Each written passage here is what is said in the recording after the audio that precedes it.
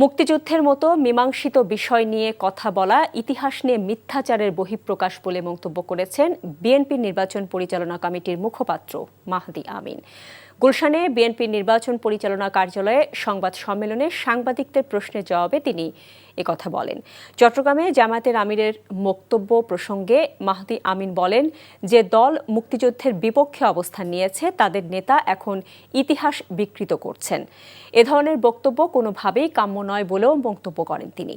BNP chairman Tarique রহমানের বিরুদ্ধে বিভিন্ন মাধ্যম থেকে ২৯টি ভুয়া তথ্য ছড়ানো হয়েছে বলেও জানান মাহদি আমিন। নির্বাচন পর্যবেক্ষক হিসেবে অভিজ্ঞতা নেই এমন অনেককে একটি দলের পক্ষে নির্বাচন পর্যবেক্ষক দেয়া হচ্ছে বলেও অভিযোগ করেন তিনি। ইতিহাস তো একটা মীমাংসিত বিষয়, সারা বাংলাদেশের প্রতিটি মানুষ জানেন যেটি সত্য, যেটি সঠিক। ফ্যাসিবাদী বয়ানে মুক্তিযুদ্ধের ইতিহাসকে বিকৃত করা, এই দায়িত্ব কেন একটি রাজনৈতিক দল নিচ্ছে সেটি ওনাদেরকে প্রশ্ন করলেই ভালো।